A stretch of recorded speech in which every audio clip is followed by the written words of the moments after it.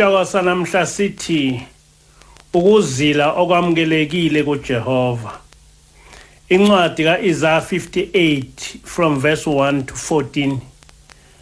Memeza ngezwi elikhulu, ungazibambi, uliphakamise izwi njengecilongo. Utshele abantu bami iziphambeko zabo, indlu kaJakobe izono zabo. Nokho bangifuna izinsuku zonke, bathanda ukwazi izindlela zami njengesizwe esenza ukulunga, singashiya ukwahlulela kaNkulunkulu waso. Babuza kimi izahlulelo zokulunga, bathanda ukusondela kuNkulunkulu.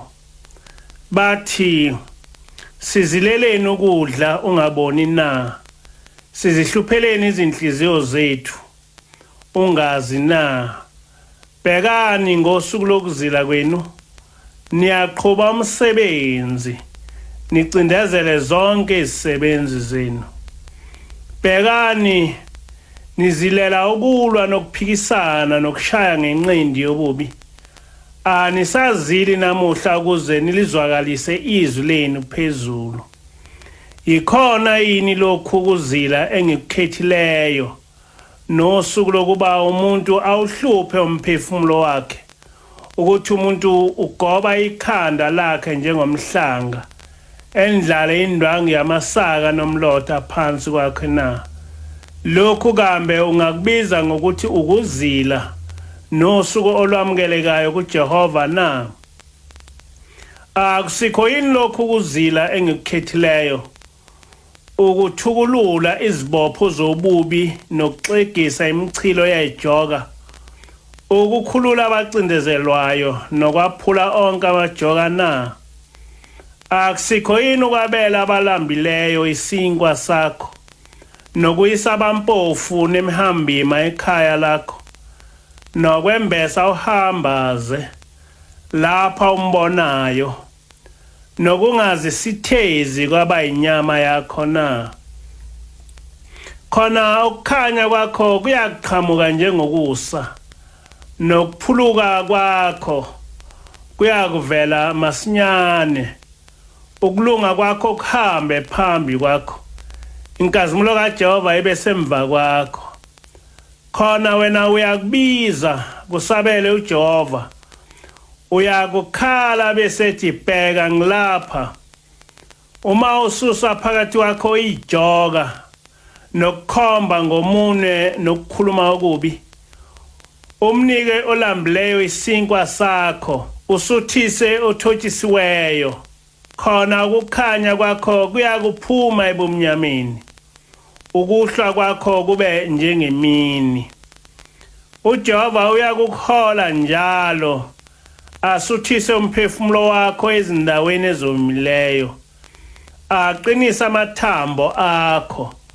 Uyakuba njengensimu eniselweyo, na njengomthombo wamanzi omanzi awo angaphuthi. Abavela kuwe bayokwakha izincithakalo ezindala, ubuye wakhe izisekelo zezizukulwane ezidlulileyo. Ubizwe ngokuthi umvalisikhala nomlungisi wemikhondo, ukuba kuhlalwe khona. Uma ulubuyisa unyawo lwakho kulo isabatha, ukuze ungenzi umsebenzi wakho ngosuku lwami olungcwele, ulibize isabatha ngokuthi intokozo, nolungcwele lukaJehova ngokuthi lunodumo. Uludumise, ungahambi ngezindlela zakho, ungawuqhubi umsebenzi wakho, ukhulume ize. Khona uyakuzijabulisa kuJehova, ngikukhweze ezindaweni eziphakemeyo zomhlaba, ngikuphe ukuba ulidle ifa likaJakobe uyihlo, ngokuba umlomo kaJehova ukhulumile. Amen. Kusasonke lesi sahluko, uNkulunkulu ngomlomo womprofeti uIsaiah ukhuluma ngokuzila noma ukulinda. Yini ukuzila? Ukuzila noma ukulinda kungukuzithiba ezinkanukweni eziningi zenyama. Uvumele umoya nengqondo yakho iningi ngoNkulunkulu. Ngokwejwayelekile umuntu ulinda ngokuzila ukudla ngendlela ayikhethile ukuze athole amandla omoya ukuxazulula izinkinga ezahlukene. Emthethweni kaMose angikaze ngihlangane nalapho uJehova esifundisa khona inqubo yokuzila. Kodwa kuyacaca ukuthi kwakukhona ukuzila ngoba nangu umprofeti ekhuluma ngakho. Uthi-ke uNkulunkulu kumprofeti akamemeze kakhulu njengecilongo etshela abantwana bakwa-Israyeli ukuthi abayeke ukuhlubuka uNkulunkulu abehlukane nezono. Uma eqhubeka uNkulunkulu uthi laba abantwana bakwa-Israyeli bazenza isizwe esigcinayo imithetho kaNkulunkulu. Ikhona befuna ukwazi izindlela zakhe. Laba bantu babekhathazwa ukuthi noma bezilile umthandazo wabo awemukeleki uNkulunkulu. Bayambuza ke uJehova bathi kuma kanjani ukuthi silinde kodwa wena uNkulunkulu ungaboni ukuthi silindile? Kukanjani ukuthi noma sesisithoba kuwe kodwa wena uNkulunkulu ungakuboni lokho? Kusobala ukuthi babekhathazwa ukuthi ukulinda kwabo akunamphumela. Bathi ke lokhu kwenziwa ukuthi uNkulunkulu akaboni ukuthi balindile. Usiyabaphendula ke uNkulunkulu uthi nina nithi nilindile nithi nizilile. Kodwa ngezinsuku zokulinda kwenu nenza noma yini enithanda ukuyenza. Nithi nizilile kodwa ekuzileni kwenu nitholakala nicindezela izisebenzi zenu. Lokhu kuzila kwenu kugcina kunokuxabana, kutholakala senishayana ngesibhakela. Ngakho le ndlela enizila ngayo ayisoze yenza umthandazo wenu ufinyelele ezulwini. Uyaqhubeka uNkulunkulu uthi ngabe le ndlela yokuzilana ifundiswa yimi yini ukuba umuntu akwazi ukusithoba ngosuku olulodwa, ukuba umuntu azile ngokulokhu egobisa ikhanda phansi njengomhlanga, nokuba umuntu elokhu eyolala ngamasaka emlotheni. Uthi-ke uJehova cha kunjalo, mina ukuzila enganifundisa khona ukuthi nenze ubulungiswa, nisuse ijoka kubantu, nikhulule abacindazelwe, niphe ukudla abalambile, nikhoselisa abangenandawo yokulala, nembese abahambaze, ningabukeli phansi izihlobo zenu zegazi.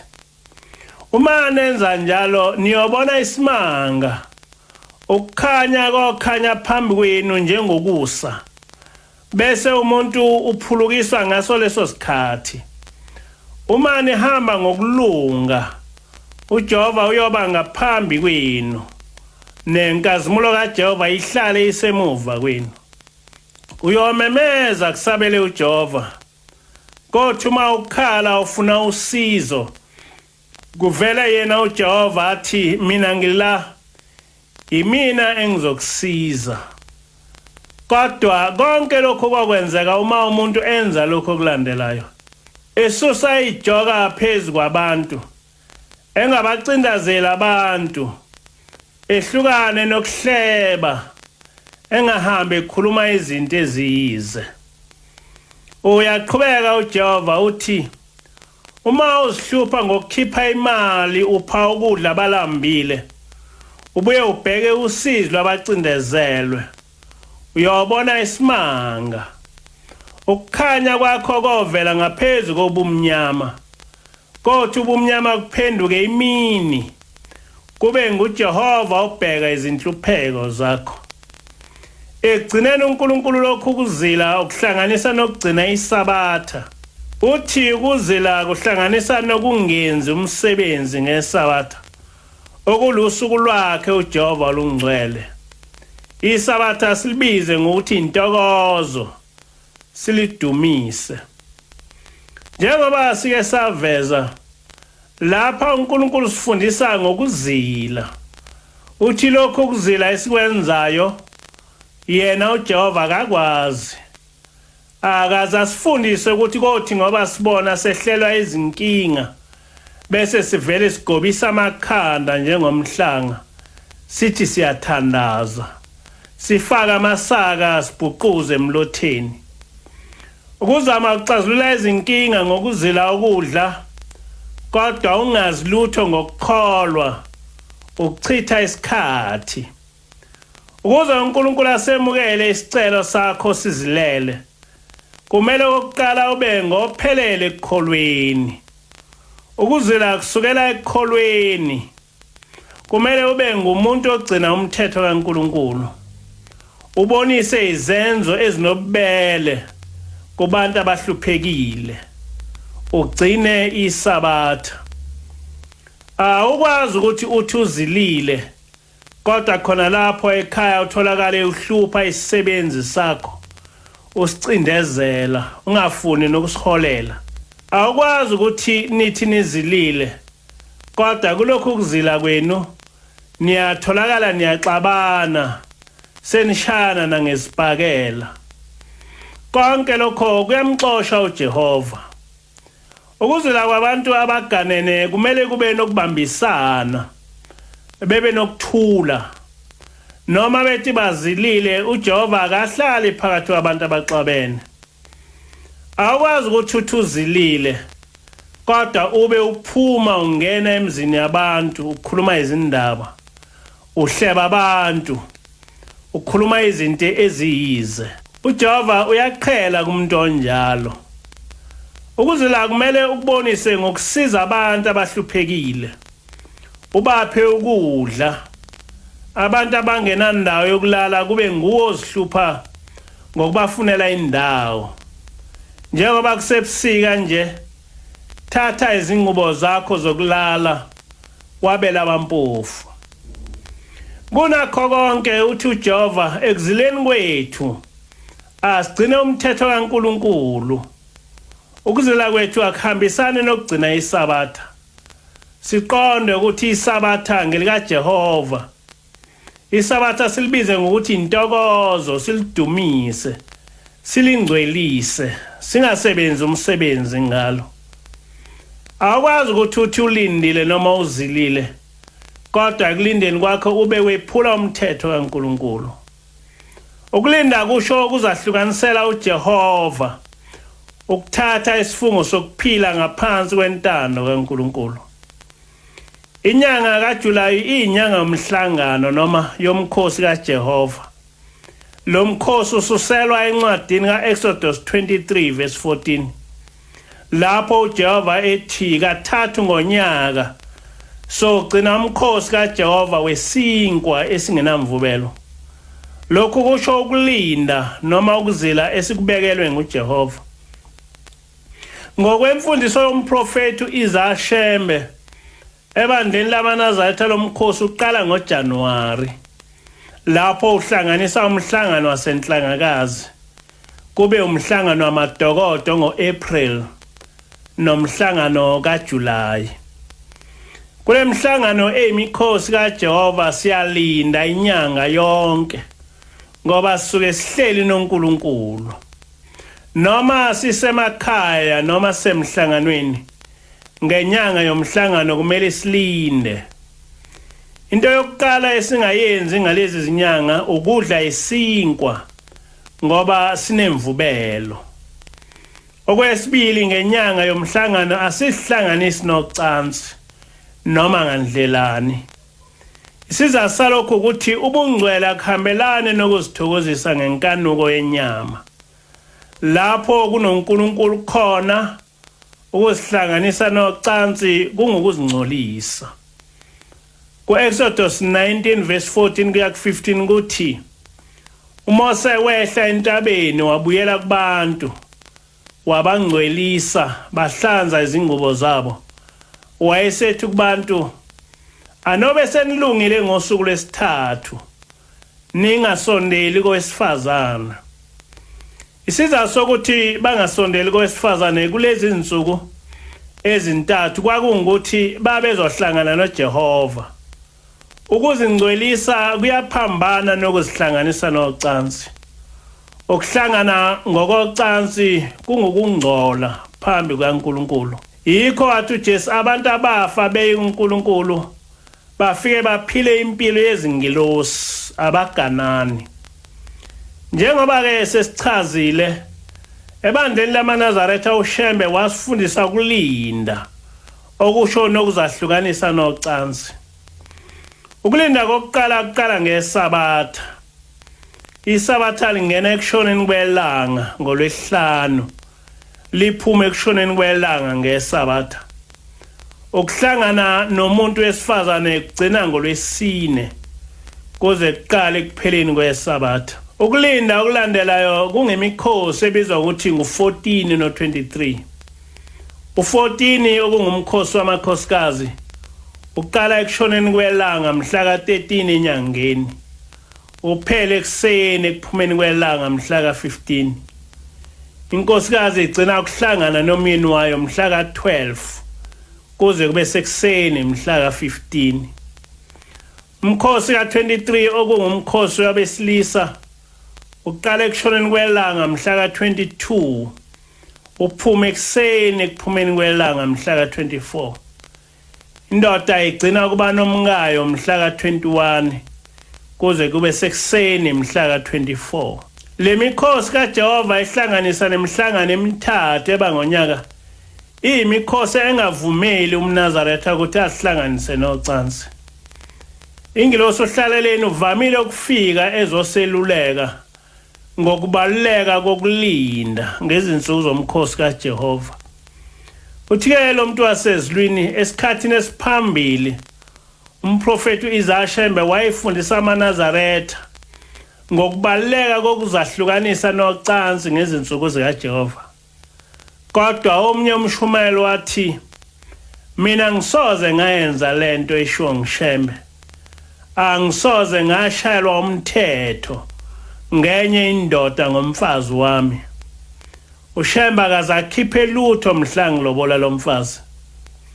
Uthi-ke lo muntu wasezulwini nempela lo mshumayeli akazange ingene lento eyashiwo ngumprofeti. Wayahlangane nomkakhe ngeSabatha. Kodwa avuke ekuseni ngeSabatha esontweni afika aphathe inkonzo yeSabatha. Ithi-ke ingilosi wathula nje uNkulunkulu awaze washo lutho. Lo mshumayeli wagcina eseganwe isithembu, waqhosha kakhulu ngalabafazi bakhe, waqhubeka nokudelela umthetho wokuhlonipha izinsuku zemikhosi kaJehova. Wathi akho umuntu ozomshayela umthetho ukuthi akahlangane nini nabafazi bakhe.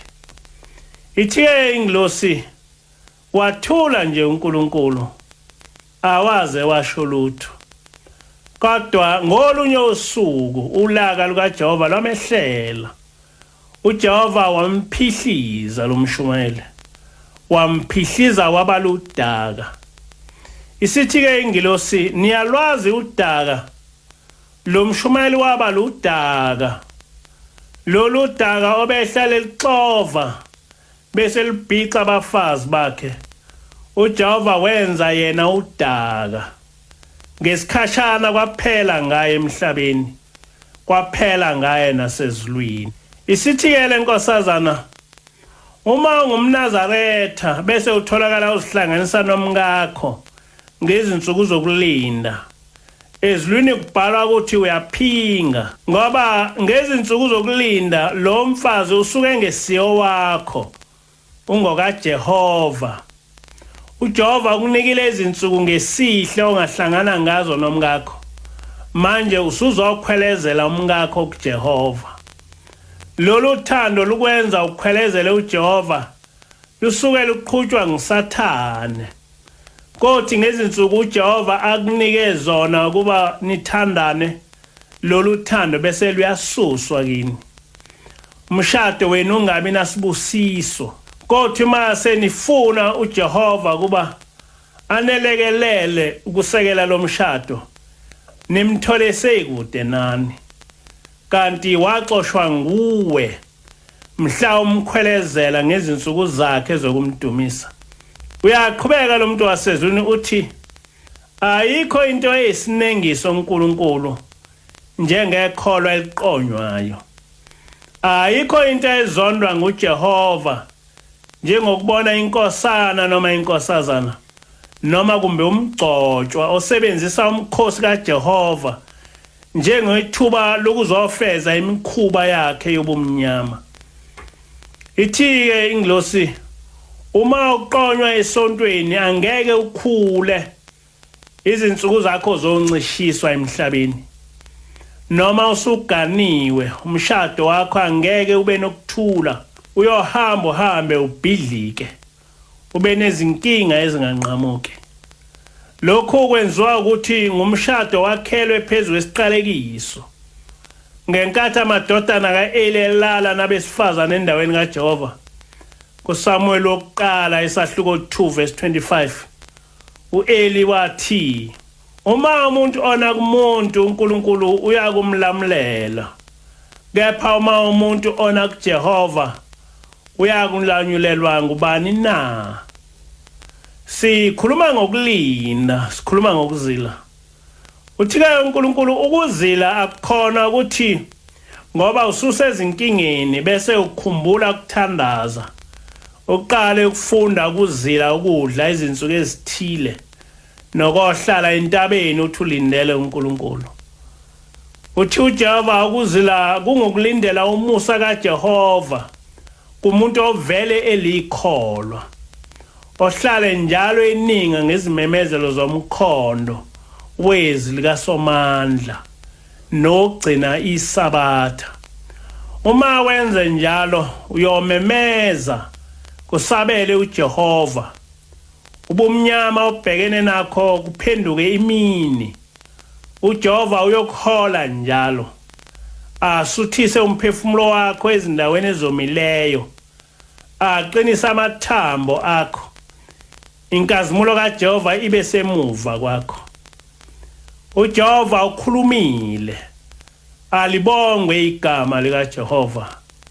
Inkosi busise lokho enikuzwile. Abafuna amasidi yale nkonzo abangithinte ku 071 219 8223 071 219 8223. Le nkonzo yatholakala ku Facebook othi Rev Mpanza NCG. Sentamba